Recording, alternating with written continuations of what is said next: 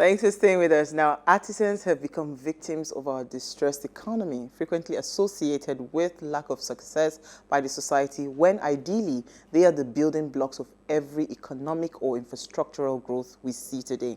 Now, even children aren't taught to respect their line of work or aspire to be one. But don't you think their relevance should be more emphasized? Well, today we want to focus on how to harness this very huge untapped sector to grow the economy as we empower the artisans. Now, please let us share what you have to say. Remember, you can join this conversation. Tweet at us at WayShowAfrica1 with the hashtag WayShow, or you send us an SMS or WhatsApp to 081-803-84663. So I'm going to bring in our guest like in 2 minutes. But let me come to AK first, because you are the SME person, because these artisans fall under the categories of small, micro, and medium small businesses, right? So tell me, what is the biggest challenge, that we face when it comes to artisans? Because you know what, the day I heard this in my body, I've not recovered. The first shopping mall they built, the Palms, when they were going to lay the interlocking stones, they imported artisans, for goodness sake. You are even using the Palms. People import people from Cotonu to tile their houses. Even what am I saying? Even me in my own house too. Like guilty. So I would like to put it as a problem with everyone's skilled labor. And because it's unskilled, there is no proper, it goes back to our educational system. There is no formal place where we train these people and such that they can come up with a certificate and you say, I'm a tiler, just as you would a doctor or everything. So that degree of unskilledness is within that sector. And mostly you find them in the micro sector.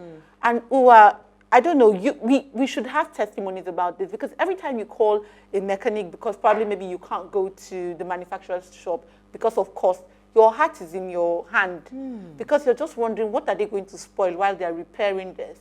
Or even a simple thing as someone coming to fix your AC, for example, you're praying, Father, please, let nothing happen to this, because you don't trust the kind of work they do. There is no certification that you would ask for somebody to say, I am certified, because of the huge cost that if probably maybe you go to like a Samsung or like an LG because of the cost. But when you come to these artisans, it's nothing, you just pray that Heavenly Father, to your money, to you blow. Please help them. So that lack of capacity building within that, the lack of educational structure, we don't train them, and all of that is really what is there. And you won't actually want to give access to finance to people like that you cannot verify what kind of training or what kind of how they acquired their skills. Absolutely. Let me come to you, Elsie. What's been your experience like?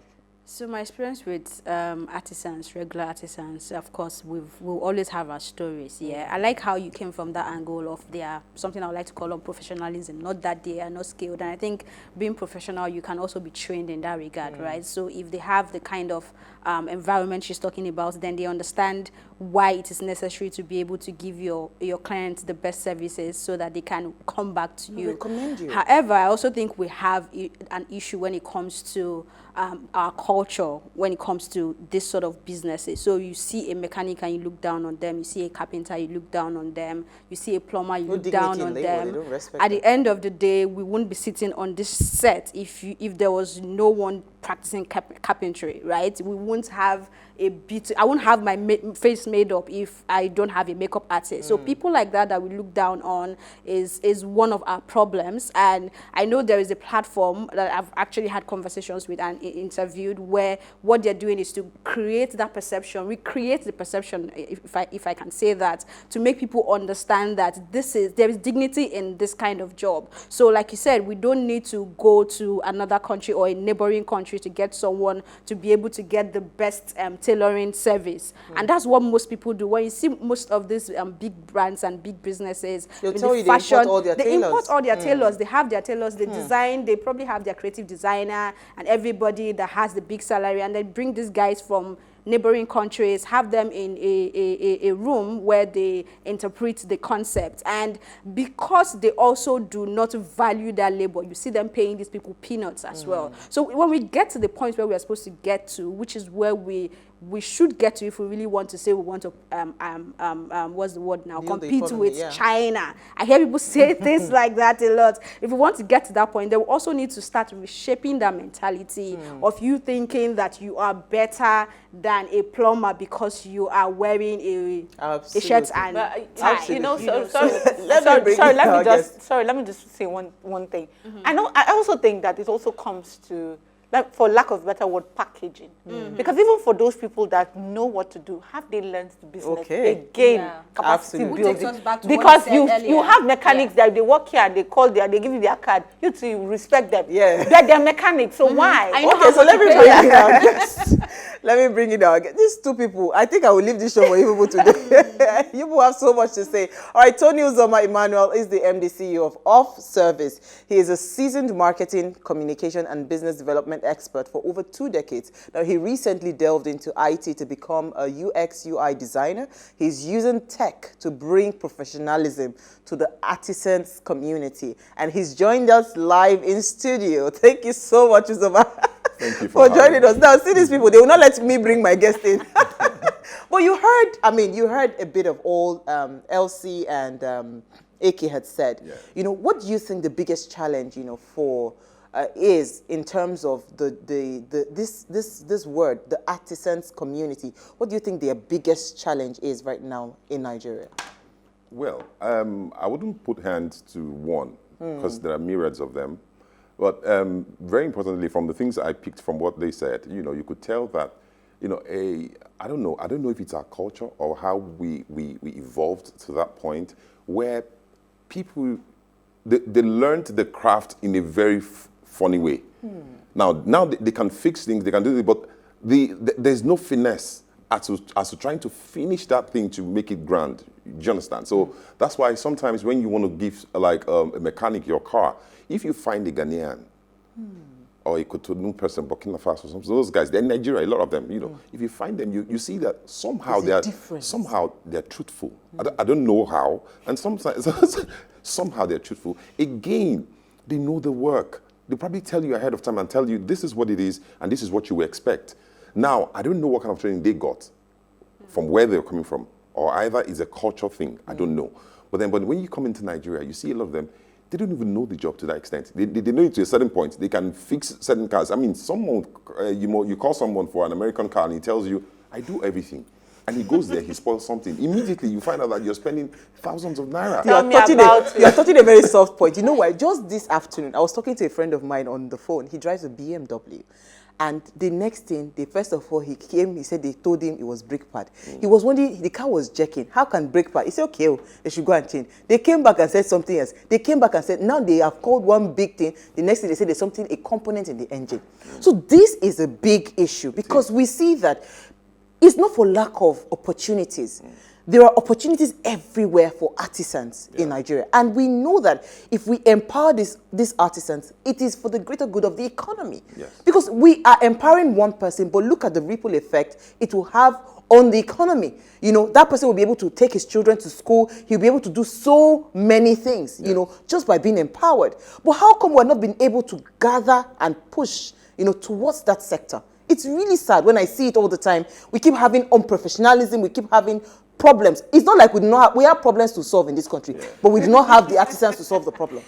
Well, to chime in, I was just trying to say that, there are too many things to look at or to hold, Like when we talk about cheap imported products, and now, for artisans, you look at the product and the service. Because some people, they render service and some they do things and create product out of it. So now imagine that, you get cheap imported product from China, but you are doing the same thing, and it's clean, it's okay, but then it's cleaner, it's coming and it's cheaper. And Nigerians, we are this kind of people, we like foreign things. So from that way, you cannot make profit. There's no how you can make profit because when that is even coming in bulk. It's competing with me. It's competing with me here. So the fact is, if we can stop this thing as a government to ensure that these products don't find their way into our shores, and begin to ensure that, these things, they really happen like they say it. I just hope that what it is that they say they will do. If you say, oh, let's stop it, let's do made in Nigeria, let's do made in Nigeria. Please, I wanted to beg you, please. I wanted to beg you, please, don't let the government hear you. And why would I ask that? So you just mentioned very good, China. Do they have electricity problem? Do they have infrastructure? They don't. So what are the components that are making our things more expensive? Because even if I want to decide that I want to make clothes in Nigeria for children, because sometime in my life I thought about that I want to make a line for kids, use it with Ankara, show our Afrocentricity. But then again, when I think of my cost of running the gen that I would use, and then infrastructure, other things put together, plus taxes and everything, I cannot compete with any product that is coming out. And the fact that I'm producing something here is not going to change Nigerian spending power. People can only spend what they have. You get? And if what I have, my disposable income is 20,000, and I'm selling something that is 60,000, all of us will just stay because people would not buy, I would not sell. Yes. So I think that these issues are bigger than that. But what I think that the government can do really is to increase capacity. Just as we said, we can start from our education sector. Yeah. Because once you see someone comes out with a certificate and they went to a university, there's a value that is attached to it. So what stops, when I was growing up, there were technical schools. So what stops someone from going to study really how to be a mechanic or how to be, a technician? Once you come out with that degree, there's an elevated importance that is attached. Just as he mentioned, where did these people study? Where did they graduate from? Where did they do their apprenticeship from? There is nothing. But if today you hear that, this person used to work in Ford, you can comfortably give him your car because there's something there's an education, a presumed education that you think that he has. So I think it's a system that even the word artisans now connotes a degrading kind exactly. of... Yeah. So how do we change that? Providers. How do we change this? Well, like she said, government has to help us. Now, from our school system, we'll probably begin to, put it into our curriculum. People must know that somehow they must learn a skill. And if you're learning a skill, those are the things that you need. Over the years, if you do 6 years, say for instance, in secondary school, in those 6 years, maybe along the line, somehow in one of their subjects, they should put it in there so it becomes a culture. So you just know that, these are the things I should do. Of course, they will teach you the skill itself, then they teach you how to go about the professionalism around it. Because you find a good guy that knows how to do the job, but the thing is, character-wise, no, but you see, you've lived abroad before. Yes. Let me come there because I know if you want to order for a plumber, wow, you must make sure you check. Say this thing, can I not do it myself? Because the cost of getting a plumber to your house, what you will pay. My sister, they cut grass. She bought a tractor because the cost to get a gardener. Do you understand? We are not attaching that relevance, that importance to the job. Why? Okay, let me come in there. Now, for a plumber, for instance, plumbers just somehow, most guys stumble at plumbing. Yes. But here in Nigeria. But you see, over there, the thing is, it's an industry, all right? And they have trainings, they have associations. You dare not go and spoil someone's thing in their homes. I mean, it yanks your certificate off your hands, and you just realize that you're doing nothing. So they know that there is a system that works. And you have to pass through that system to ensure that you are able to be called. So, say for instance, a plumber, you have a call-out charge. They call you a call-out charge. Where are you coming from? I'm coming from Southeast, Southwest, whatever. So they pay you to come down. And it's like an hour. You know that you have to fix that thing within an hour. No hanky-panky, nothing. Because it's the thing, it's been put in them, it's been entrenched in their system that, when you go in there, be professional, do your work, and go out.